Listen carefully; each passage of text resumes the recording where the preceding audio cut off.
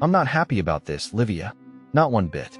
Leon's voice is as flat as the horizon, his eyes fixed on the clouds passing beneath the hull of the flying ship. He doesn't look like a man who just secured his future. He looks like a man who just received a prison sentence.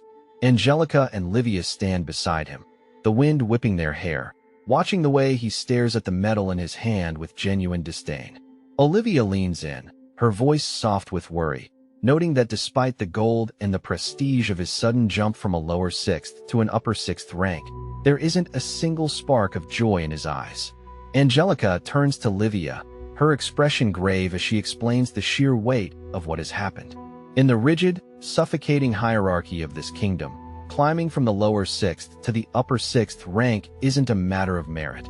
It's a matter of time. Normally, it takes a century of service, a lifetime of political maneuvering and blood on the battlefield to make that leap. Livia's eyes widen, her breath hitching as the reality of Leon's situation sinks in. To the world, he is a prodigy. To Leon, he's a target with a much larger bullseye painted on his back. The conversation shifts to the more practical side of Leon's rise. Livia mentions that Leon spent every last coin of his betting winnings. A mountain of gold vanished in an instant. Angelica's lips curl into a knowing, slightly cynical smirk. She suggests that this promotion wasn't just about his skill in the arena, but the power of money, a calculated bribe to the royal court to secure a status he never asked for. To lighten the mood, she invites Livia to the upcoming knighting ceremony, a grand affair that will officially cement Leon's place among the elite. Livia's face brightens, her hands clasped together as she agrees to watch Leon's big moment. She wants to see him honored, even if he hates it. The scene shifts abruptly to the grand palace hall, a place of suffocating opulence. High ceilings, gold-leafed pillars, and a crowd of nobles dressed in silks and furs that cost more than a commoner's village. The air is thick with the scent of expensive perfume and the low hum of judgmental whispers, all centered on the boy standing at the heart of the room. Leon stands there, looking profoundly miserable. He adjusts his stiff collar, his eyes darting around the crowd, complaining under his breath about the sheer number of people who have shown up to gawk at him. He feels like a circus animal on display. Meanwhile, just a few paces away, his parents are a complete mess. They are weeping openly, tears of pure joy streaming down their faces as they watch their son, the boy they thought would be a useless mob, ascend to a height they never dreamed possible. In the corner of the hall, Leon's sister Jenna and his brother Nix watch the spectacle with a mixture of awe and apprehension. They discuss the fact that Leon is being granted his own independent house, a rarity for someone so young. Jenna notes that while this might make him a prime target for girls looking to secure a stable future, it also means he's the most hated man in the academy. Every student who lost their family fortune betting against him in the duel is currently staring at the back of his head with murderous intent. Leon's anxiety gnaws at him. He leans toward a nearby guard, whispering a question that has been burning in his mind. How could the king possibly feel okay about promoting the guy who just publicly humiliated and beat up his own son? The guard doesn't offer any comfort. He looks straight ahead, his voice a low, blunt rumble as he replies that this is definitely not a happy occasion for the royal family. Leon isn't being rewarded because he's loved. He's being promoted because he's too powerful to ignore. The fanfares blare, silencing the room. Leon drops to one knee, the cold stone of the palace floor pressing against his joints as he bows before the king and queen. The weight of the moment is heavy, cinematic. At just 16 years old, receiving a promotion and a knighthood is a feat completely unprecedented in the history of the kingdom. The king's face is a mask of royal duty, but the air between them is charged with a tension that everyone in the room can feel. Leon is no longer just a student. He is a player on the national stage. The ceremony ends, and Leon returns to the academy, hoping for a return to normalcy. Instead, he is met by a bowing staff member who informs him that his living quarters have been changed. Because of his new status as a knight and a baron, he is no longer permitted to stay in the standard dorms. He's been moved to the high-status wing, a place reserved for the wealthiest and most influential heirs. The irony is bitter. He wanted to be a background character, but the world keeps pushing him into the spotlight. The academy staff treats him like royalty, insisting on carrying his luggage as if his hands are too precious for manual labor. Leon is led to a room that is more of a suite, draped in velvet and furnished with dark, polished wood. As soon as the door clicks shut, the mask of the stoic knight falls away. He collapses onto the massive, soft bed, burying his face in the pillows. The luxury feels like a cage, a physical reminder that his life as a quiet mob is officially over. Staring up at the ornate ceiling, Leon groans, asking the empty room why things turned out this way. Luxon's mechanical eye flickers to life, hovering above him with its usual cold, logical precision. The AI doesn't offer sympathy. It reminds Leon that his own careless behavior, specifically the massive donation he paid to the royal court to avoid trouble, is the direct cause of this promotion. He tried to buy his way out of a problem and ended up buying his way into a higher social class. It was a tactical error born of desperation. Luxon continues its analysis, delivering a harsh truth.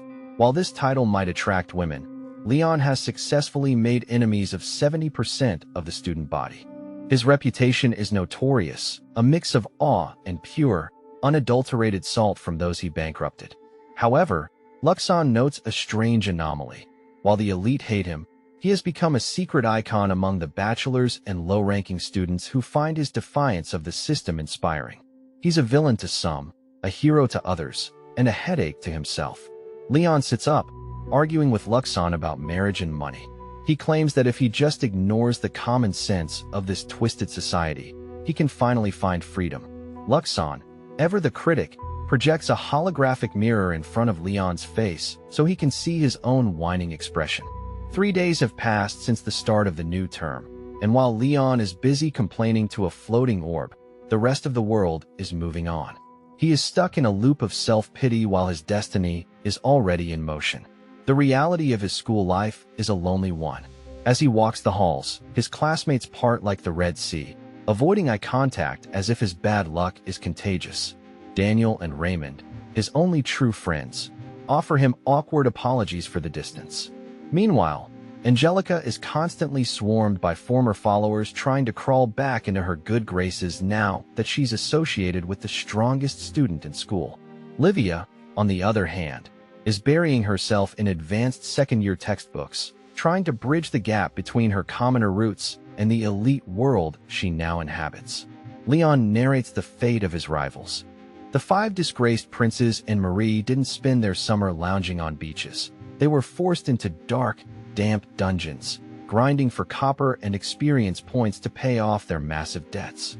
Leon walks through the sun-drenched courtyard, his eyes narrowing as he realizes that despite their public defeat, the princes still have a cult-like following of girls who find their fall from grace romantic. It irritates him that the world of an Otome game refuses to follow the logic of a real defeat. He spots Marie in the distance.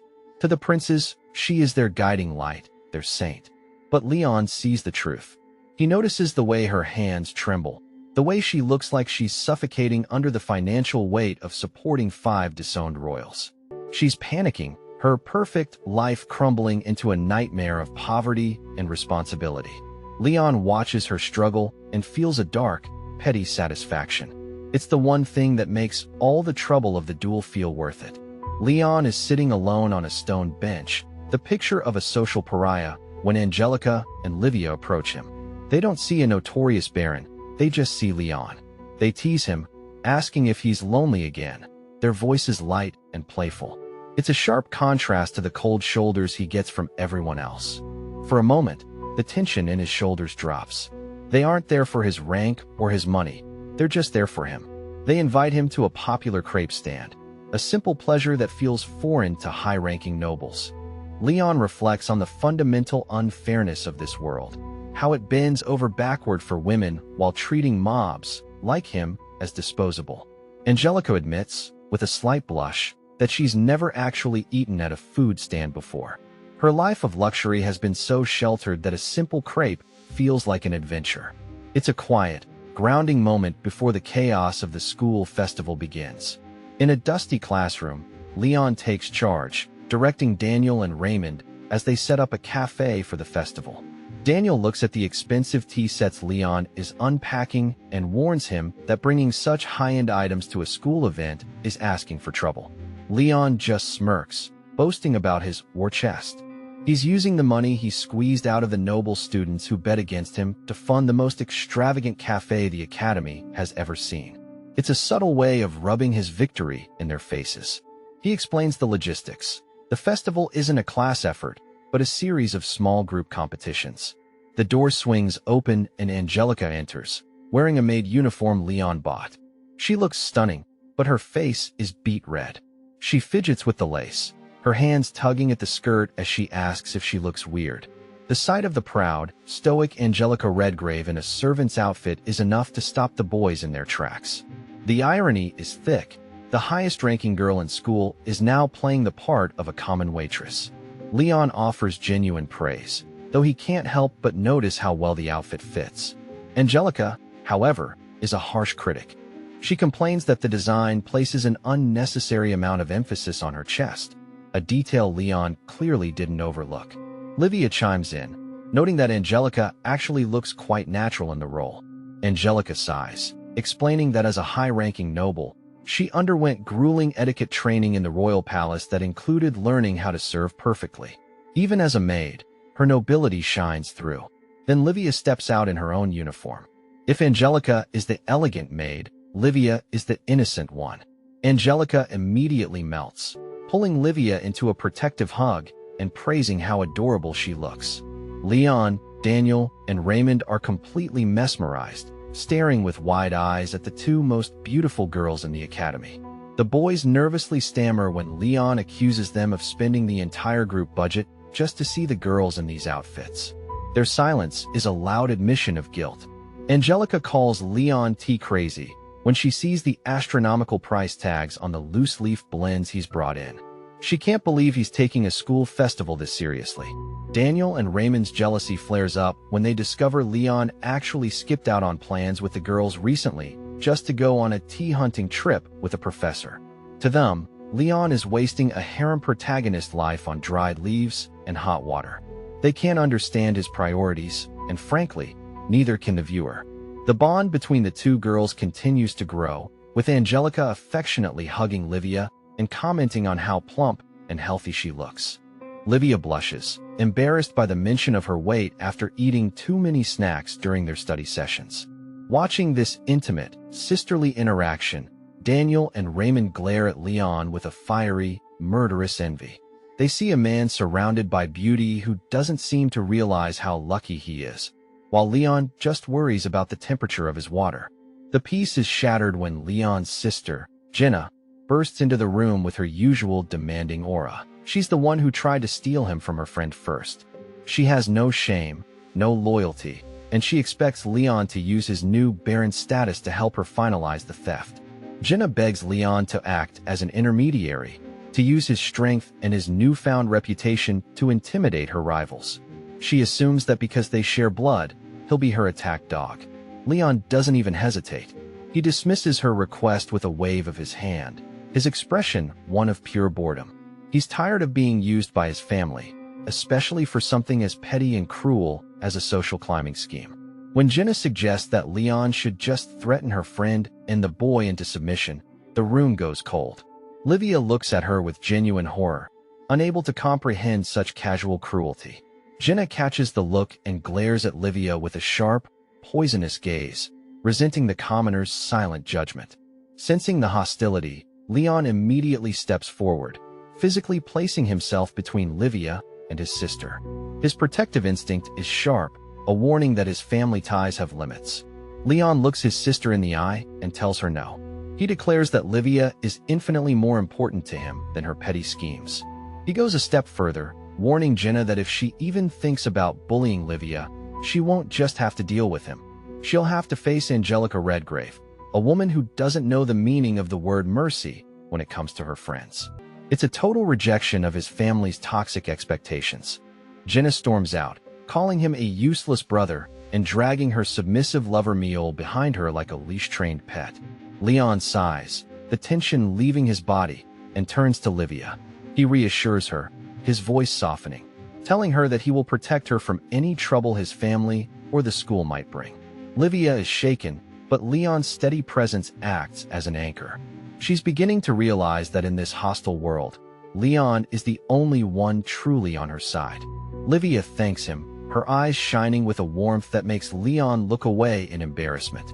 Their moment is cut short by Daniel and Raymond, who come sprinting into the room. They're out of breath, their faces pale as they point toward the hallway. They warn Leon that trouble has set up shop right next door. The school festival hasn't even officially started, and Leon's rivals are already making their move to crush him. Leon and Livia step out into the corridor to find a literal wall of screaming schoolgirls. The crowd is dense, a sea of ribbons and perfume, all orbiting around one person. In the classroom right next to Leon's modest tea shop, Prince Julius has set up his own attraction. The executive committee clearly planned this, placing the kingdom's most beloved, former, prince right next to the academy's most hated baron. It's a deliberate attempt to drown Leon out. Julius stands in the doorway, radiating a dramatic, princely aura that hasn't dimmed despite his disinheritance. He welcomes everyone to Cafe Princess. Raymond whispers to Leon that this was almost certainly a setup by the festival committee to harass him and ensure his cafe fails. Julius isn't just running a business. He's running a campaign to reclaim his social standing at Leon's expense. Julius walks over and hands Livia a flyer with a smug, practiced smile. Livia's eyes bug out as she looks at the price list. A single tea set costs 100 diameter. It's a fortune, a price so high it's bordering on a scam. Livia nearly faints at the sheer audacity of it, but Leon just stares at the paper, his face unreadable. He decides right then and there that the best course of action is to ignore the bait. Engaging with Julius is exactly what the prince wants. Julius declares with absolute confidence that he won't lose this time. He's determined to prove that even without a crown, his soul is superior to a mob like Leon. As he turns to walk back into his cafe, Leon's curiosity gets the better of him. He decides to follow, wanting to scope out the competition and see exactly what kind of service warrants a 100 ya price tag. Julius is visibly annoyed by the shadow, but he doesn't stop him. Leon pushes through the doors and stops dead. It's not a cafe, it's a high-end host club. Chris, Brad, and Greg are all there, dressed in sharp, tailored suits that scream aristocratic charm. Chris immediately bristles, pointing a finger at Leon and accusing him of scouting like a sneaky bastard. Brad whines that Leon is being unfair just by showing up. They're defensive, like cornered animals trying to look majestic while their world burns. Greg adjusts his glasses, a look of smug satisfaction on his face as he credits Marie for the host club idea. He thinks it's brilliant. Livia, still in her maid outfit, looks around the dimly lit, opulent room. She whispers to Leon that the atmosphere feels less like a friendly school cafe and more like a high-stakes bar. Chris snaps back, defending Marie's concept as sophisticated, though it's clear they're just selling their titles to the highest bidder. Chris tries to play it off, saying they're only serving tea and snacks, but the way he looks at Livia makes Leon's skin crawl. Leon steps in, his voice cold and sharp, telling Chris to back off and keep his filth away from her. Suddenly, Marie appears. She's wearing a dress that looks like it cost more than Leon's entire village. She justifies the 100 dia charge with a sneer, claiming the price is for the privilege of being served by former royal heirs. She's selling nostalgia and broken dreams.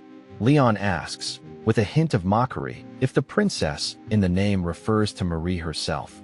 Brad doesn't miss a beat. He dramatically takes Marie's hand, kissing it with a flourish and calling her their one and only princess. It's nauseating. Marie points a gloved finger at Leon, calling him a minor, mob character who doesn't belong in her story. She tells him she's looking forward to seeing him fail during the festival, her eyes filled with a terrifying, desperate ambition. Marie taunts him, claiming Leon's cafe will be so empty they'll probably just use it as a break room for their staff. Leon feels a flicker of genuine worry. In this world, quality tea doesn't matter if you aren't a main character. The scene shifts to the rest of the academy, where students are frantically preparing their own attractions. The stakes are high. For many, this festival is their only chance to make a name for themselves before graduation. And Leon is starting from the bottom of the pit. Outside, The sun is high and the festival is beginning. Livia stands on the cobblestones, holding a hand-painted sign for Leon's Cafe. She's trying her absolute hardest, her voice straining as she calls out to passers-by. A group of male students running a nearby crepe stand wave at her, their greetings warm and genuine. For a moment, Livia feels a surge of hope. Maybe the rumors are dying down. Maybe people are finally willing to see her as a person rather than just the commoner. Empowered by the friendly interaction, Livia approaches a group of 3 noble girls. She offers them a flyer, her smile bright and hopeful. But the moment the lead girl sees the name Bartford, her expression turns to ice. She looks at the flyer as if it's covered in plague, her voice dripping with venom as she declares there is no way she or anyone of her status would ever set foot in a place run by someone like him. The noble girl doesn't stop at the cafe. She goes for Livia. She calls her commoner scum and warns her not to get a big head just because Leon has taken a liking to her. One of the other girls whispers a warning, reminding the leader that Leon is a baron now and crossing him could be dangerous for their families. They walk away, leaving Livia standing alone in the middle of the crowd. She bites her lip, her knuckles white as she grips her sign, refusing to let them see her cry. She tells herself she's okay. She has Leon. She has Angelica. That's enough. Just as she's about to head back, a girl named Carla Fowain approaches. Unlike the others, Carla is polite, almost shy. She's from the regular class, not the elite one, and she asks about the cafe with genuine interest. Livia is so relieved to talk to someone normal that she almost misses the calculating look in Carla's eyes. Carla asks if the Prince's Cafe is nearby and mentions that she heard Leon has been having a hard time. Livia blushes when she accidentally calls him Leon San, a level of familiarity that is technically improper for their ranks. Carla smiles, wondering aloud if the notorious Baron Bartford might actually be a nice person despite the terrible rumors. Livia's heart swells. She finally has a chance to set the record straight about the boy who saved her.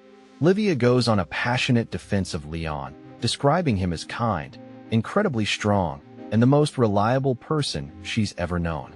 She speaks with such conviction that Carla seems taken aback. Seeing how close Livia is to the inner circle, Carla asks for a favor. She wants Livia to introduce her to both the Baron and Angelica, claiming she wants to put in a good word for her own family. Livia, blinded by the girl's apparent kindness, agrees without a second thought. Opening day arrives. The air is filled with the smell of fried food and the sound of music. Leon is in full manager mode, barking orders at Daniel and Raymond while telling Livia and Angelica to take frequent breaks. The boys erupt in a chorus of sexist, but Leon ignores them, focused on the quality of the brew. Their bickering is interrupted by a messenger who arrives with an urgent summons. Angelica is needed at the main office immediately. Angelica is hesitant to leave, her eyes darting to the growing crowds outside. Livia places a hand on her arm, promising to handle everything while she's gone. Leon's mind is elsewhere. He's secretly hoping to get some commemorative photos of the girls in their outfits once the rush dies down. Angelica catches his devious expression and gives him one final, stern warning. Don't do anything stupid. Then, she disappears into the crowd. Leon grumbles to Livia about Angelica's lack of faith in him, but he can't deny the pressure. They look out the window to see a line for Julius's host club that stretches around the building. While they wait for their first customer, a carriage with a royal seal pulls up at the academy gates. A mysterious woman steps out, adjusting a veil over her face. She whispers an apology to her guards for moving recklessly, her voice carrying a weight of hidden authority. It's Queen Mylane, disguised in a simple but elegant white dress. She finds Angelica and pulls her aside, her eyes sparkling with a mix of affection and mischief. She explains that she wanted to see the Baron who has caused such a stir, teasing Angelica about her own fiery past. Mylane remembers the headstrong girl she used to mentor, and she can see that the Academy has changed her in ways she didn't expect. Angelica is visibly tense. This is the mother of the boy whose heart she once tried to claim, and the queen of the entire kingdom. Mylane notes that Angelica looks peaceful, a word that has never applied to her before. She asks, with a knowing tilt of her head, if this change is because of Leon. Angelica's face turns a shade of red that rivals her family crest, her silence giving the queen all the answers she needs. Angelica asks if the queen came to meet Leon officially, but Mylene shakes her head. She claims she's only there to scold Julius for the disgrace of being disinherited. However, her expression shifts, a shadow of pain crossing her face. She admits she was deeply upset by the cruelty Leon showed during the duel. Angelica realizes with a jolt that despite her grace, the queen still holds a mother's grudge against the boy who broke her son. Mylene's voice is firm as she says that as a knight, Leon must be held responsible for his lack of restraint. But then, she softens, apologizing to Angelica for Julius's behavior. She knows her son was the one who started the fire. Leon just poured the gasoline. Angelica feels a wave of sympathy. She sees the impossible position Mylene is in, trying to be a just queen while her heart is breaking for her foolish, arrogant child. They walk through the festival grounds together, observing the students. Mylene mentions that Julius always wanted to see what normal life was like. But as they watch the noble students sneering at commoners and flaunting their wealth, both women reach the same conclusion. This academy isn't a place of learning. It's a toxic, embarrassing playground for the elite. It's a realization that makes Mylene feel even more protective of her son, however flawed he is. Mylene decides she wants to see Leon in action, but not as a queen. She wants to playfully cause a bit of trouble for him, to see how he handles a difficult customer. She urges Angelica to play along, suggesting they both find something to complain about. Mylene enters Leon's cafe with a practiced air of arrogance, her voice loud and demanding as she slams a hand on the table and declares, "This tea is lukewarm." But she's not the only one causing trouble. At a nearby table, a snobbish noble girl has already lost her temper. In a flash of movement, she grabs her teacup and shatters it directly against Leon's forehead. The sound of porcelain breaking echoes through the quiet cafe. Livia screams, rushing forward as blood begins to trickle down Leon's face, staining his white shirt. Leon doesn't move. He doesn't even flinch. He just stands there, perfectly, terrifyingly calm. Leon slowly kneels, his fingers grazing the shards of porcelain on the floor. He offers a quiet apology, promising to prepare a fresh cup immediately. But the noble girl isn't finished. She stands up and places the heel of her expensive shoe directly on Leon's head, grinding his face into the floor. She mocks him, her voice a shrill, ugly sound, demanding that he pay her for wasting her time with such pathetic service. She's treating a baron like a rug. The girl continues to grind her foot into his scalp, her face twisted with a sick kind of joy. She rants about her family's debts, complaining that she had to sell off slaves just to pay for her tuition because of the money her household lost on the duel. She blames Leon for her own misfortune, and she's taking it out on his body. At the doorway, Queen Mylene is frozen. This wasn't the playful trouble she imagined. She is witnessing pure, unadulterated abuse. Angelica arrives a second later, her eyes taking in the blood on the floor and the girl's foot on Leon's head. A sound escapes her, a low, guttural growl of pure, white-hot rage. She doesn't think. She doesn't care about her maid disguise. She charges forward like a physical manifestation of vengeance, her voice a thunderclap that shakes the room. "Say something, you piece of trash." Angelica doesn't hesitate. She grabs the girl by her braided hair and shoves her away from Leon with enough force to send her stumbling back against the table. "You're being a rude guest," Angelica spits, her voice trembling with the effort not to strike her. "Would you care to leave, or do I have to remove you myself?" The authority in her voice is unmistakable, the maid outfit doing nothing to hide the dragon within. The noble girl sneers, recognizing Angelica. She mocks her, laughing about how the great Angelica Redgrave was cast aside by the prince and has now fallen so low she's playing dress-up for a mob. Olivia tries to intervene, her voice small and pleading, begging the girl to stop the violence. But the noble girl just turns her venom on Livia, calling her plebeian scum who doesn't deserve to breathe the same air. The assault continues, the girl calling Olivia Angelica's cute little pet. She throws Angelica's own past words back in her face, reminding her of the time she once said commoners were nothing but fodder for the nobility. It's a low blow that hits home, reminding Angelica of the person she used to be. She looks at Livia, the color draining from her face, desperate to explain that she's changed, that she doesn't think that way anymore. As Angelica falters, Leon finally stands up. He wipes the blood from his eye with the back of his hand, his expression shifting from calm to something dark and jagged. He steps forward, his voice a low, dangerous rumble that cuts through the girl's insults. "Shut that stinking hole of yours you call a mouth," he says. It's not a request. It's a command from a man who has finally reached his breaking point. The noble girl's elf servant, sensing a threat, strikes Leon across the face. The blow is hard, snapping his head to the side. The confrontation is about to turn into a bloodbath when a voice rings out. A voice of such absolute, chilling command that everyone in the room freezes. Queen Mylene steps forward, demanding they stop. The rude girl, not recognizing the veiled woman, scoffs and calls her an old hag, telling her to mind her own business. The girl boasts about her father, Earl Ulfari, and orders her servants to throw the old hag out of the cafe. But the servants don't move.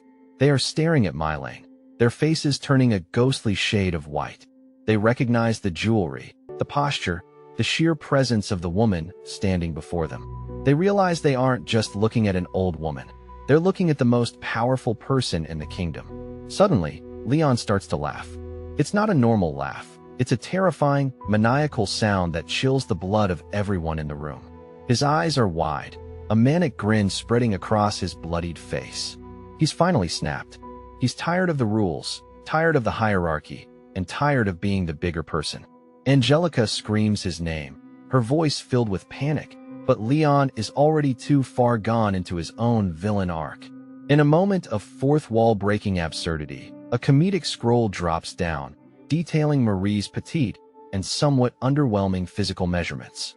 It's a sharp contrast to the high drama of the cafe. Marie's voice can be heard screaming "STOP" in the background, her ego taking a hit even as she tries to maintain her princess image in the host club next door. Marie tries to regain control of the narrative, appearing in a hot spring setting and teasingly offering her own fan service to the viewers. She's desperate to remain the center of attention, even as her world is being dismantled by the Queen's presence and Leon's insanity. It's a brief, chaotic look into her mind, a girl who is terrified of being forgotten or replaced by the real heroines. The story slams back into reality with a title page that looks like a nightmare. Leon is drenched in blood, his face twisted into a grin as he shouts, "THH, dumbass," at the cowering noble girl. Livia and Angelica look on in absolute shock, unable to recognize the boy they care about in this monster of pure spite. This is the mob finally fighting back, and it's not pretty. A brief promotional interlude shows the girls in elegant dresses, a reminder of the Otome game world they are supposed to be living in. But that world is gone now, replaced by the gritty, violent reality Leon has been forced to navigate. The beauty of the dresses only highlights the ugliness of the scene currently unfolding in the cafe. Leon has completely lost it. He's pacing the room, laughing hysterically and declaring that it's party time. He launches an attack on the noble girl's servants, his movements a blur of calculated violence. His friends can only watch in horror, convinced that Leon has finally, truly lost his mind under the weight of the Academy's constant bullying. They don't realize that this isn't madness, it's a calculated performance. The lead girl, Stephanie, is livid. She screams as she sees her servants beaten into the floor, demanding to know how a lowlife like Leon dares to touch them. Leon, bruised and grinning like a demon, steps in front of Queen Mylene. He points a finger at Stephanie and her followers, his voice booming through the room. "Silence, knaves. Don't you know who this is?" With the flair of a stage actor, Leon dramatically introduces the queen. "Bow down before the queen of the Halfort Kingdom, Mylene Sama. Know your place." The name drops like a bomb. Stephanie and her friends freeze, the color draining from their faces until they look like statues. The realization that they just insulted and tried to assault the queen is a death sentence for their social standing. Leon doesn't stop. He continues his maniacal rant, warning them that acting against the queen is treason. Mylene is visibly flustered, her hand on Leon's shoulder as she pleads with him to stop.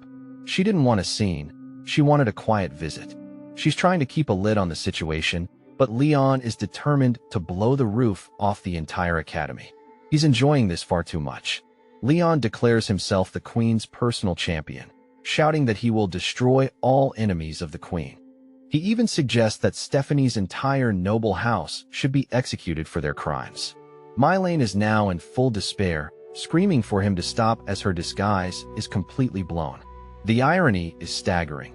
The boy she came to scold for being too cruel is now using her own authority to be even crueler. The room is a wreck. Tables are overturned, and Stephanie's followers are literally tied up on the floor. Leon stands in the center of the chaos, shouting, "Justice shall prevail," while Mylene desperately hugs him from behind, crying for him to forgive them. She's terrified that Leon is going to start a civil war in her name. It's a scene of absolute, hilarious, and terrifying disorder. Watching the madness, Angelica realizes they need professional help. Not a knight, but someone who can handle Leon's specific brand of obsession. She feels a pang of guilt as she looks at Livia, wondering how she's going to explain all of this. The peaceful life they were trying to build is being burned to the ground by Leon's refusal to play the victim anymore. The door opens and a distinguished older man enters. He is a master of the tea ceremony, a man of quiet, immense dignity. He tells Leon that those on the path of tea must never trouble a lady. The effect is instant. Leon's manic energy vanishes, replaced by a flood of tears. He falls to his knees, apologizing to his master. The old man just nods, encouraging him to remain a gentleman. It's the only thing that could have stopped the rampage. The master begins to brew tea for the queen, his every movement a masterpiece of grace. Leon watches with stars in his eyes, his justice crusade completely forgotten. But the peace is short-lived. Mylene sits down, her expression one of pure, exhausted exasperation. She looks at Leon and says, "Leon Kuhn, I am exasperated." Leon immediately drops to his knees, knowing a lecture is coming. Leon performs a deep, desperate digiza, his forehead touching the floor as he begs the queen to spare his family. Mylene is flustered, calling out to Angelica for help, but Angelica just stands there with a flat look. She tells the queen that Leon is just teasing her now. He knows she isn't truly angry, and he's using his guilt to manipulate the situation. Even when he's apologizing, he's still playing the game.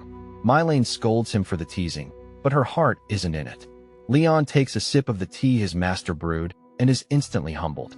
Despite using the same leaves, the flavor is on an entirely different level.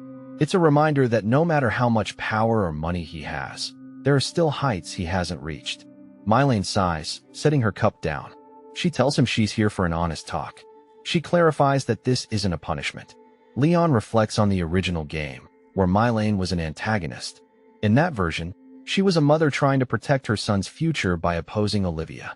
Leon realizes that in a real world, that doesn't make her a villain, it just makes her a parent.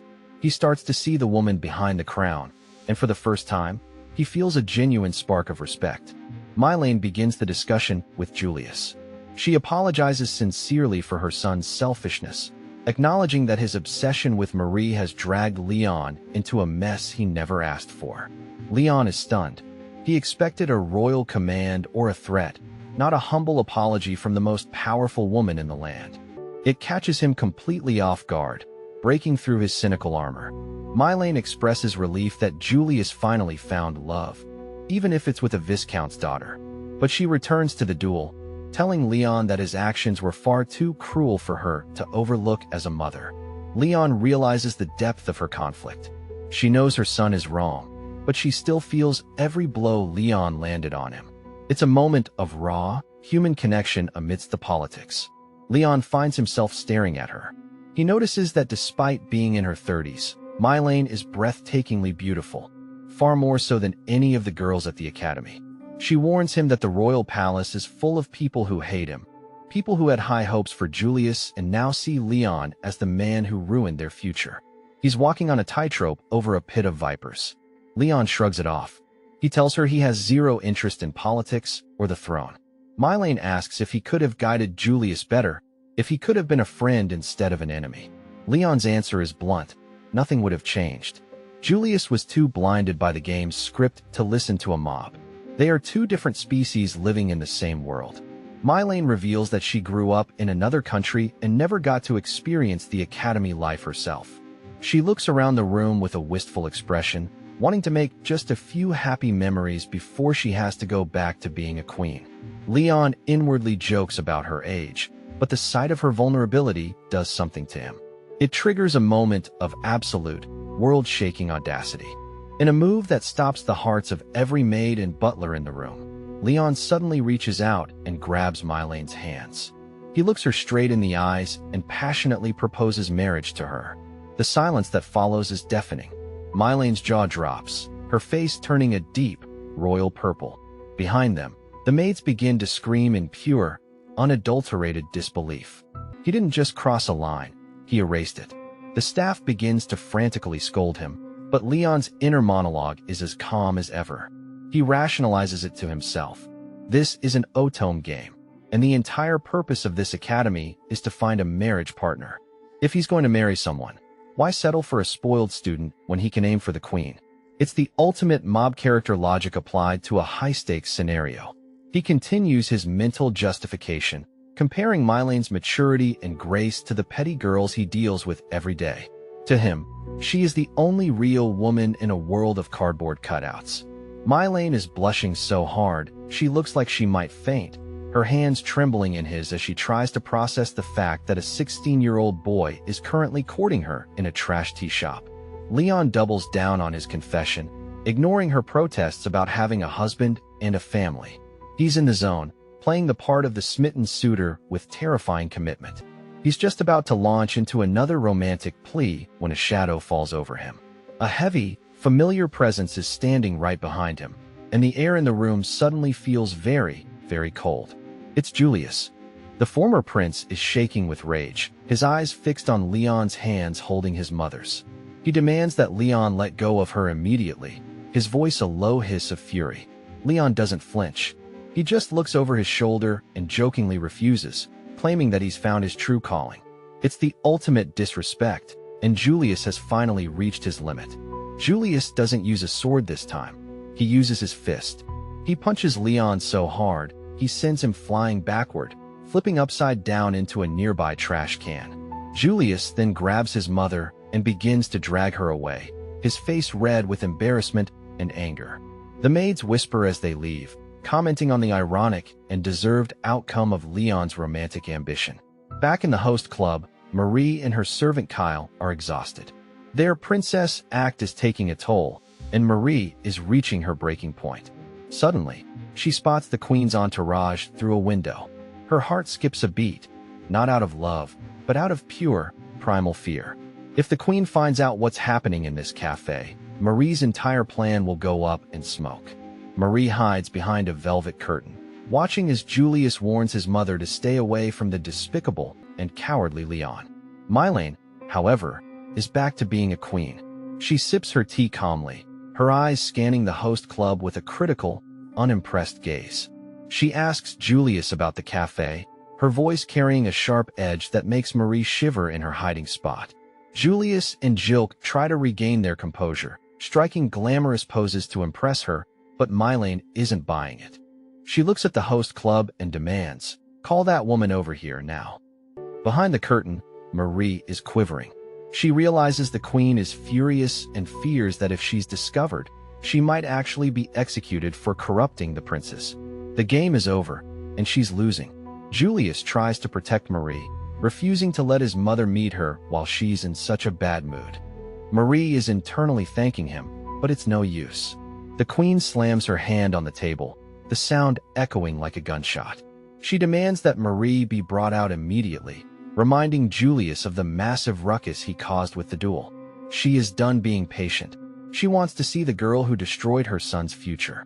Mylane turns her wrath on Julius, scolding him for the host club's exorbitant prices.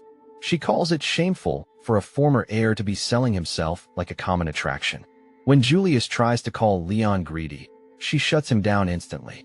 She points out his hypocrisy, calling him the real coward for breaking his promise to stay away from Marie after losing the duel. She's stripping away his delusions of nobility. Jilk tries to step in with a polished excuse, but Mylane shuts him down with a single look.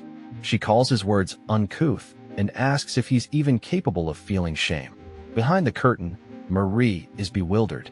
She can't understand why the queen is siding with that mob Leon.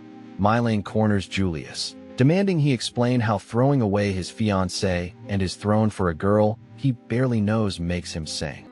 It's a verbal execution. Back in his own cafe, Leon is nursing a bruised cheek. He tried to seduce the queen and got a face full of trash for his trouble. Angelica is calling him a moron, her arms crossed as she watches him wallow. Olivia enters the room, accompanied by a dark-haired girl. Leon, still feeling the sting of the punch, jokingly tells them the cafe is closed due to his broken heart. He's trying to laugh it off, but the tension in the room is shifting. Olivia introduces the girl as Carla. She thanks Carla for letting her act as a middleman, clearly happy to have made a new friend. But the mood changes the second Carla looks at Angelica. Angelica doesn't offer a friendly greeting. She glares with a cold, aristocratic suspicion. Carla flinches, her polite mask slipping for a fraction of a second. Leon notices it immediately. His mob instincts are screaming that something is wrong. Carla introduces herself formally as Carla Fo Wayne. She's a baron's daughter, just like Leon, but from the regular class. Leon watches her closely, questioning why she specifically wanted to meet him and why she used Livia as a shield to get close. He's seen enough side characters to know when someone is fishing for a favor or a way to climb the social ladder. He isn't the gullible boy he was when he first arrived. Carla begins to flatter Leon, telling him he's on a completely different level than any of the other boys she's met. It's laid on thick, a sugary sweet performance that leaves a bad taste in Leon's mouth. When Olivia tries to ease the tension, Carla turns and rudely tells her to be quiet. Leon's eyes go cold. Treating Livia like garbage is the fastest way to get on his bad side, and Carla has just made a very, very big mistake. The mob is listening, and he doesn't like what he hears.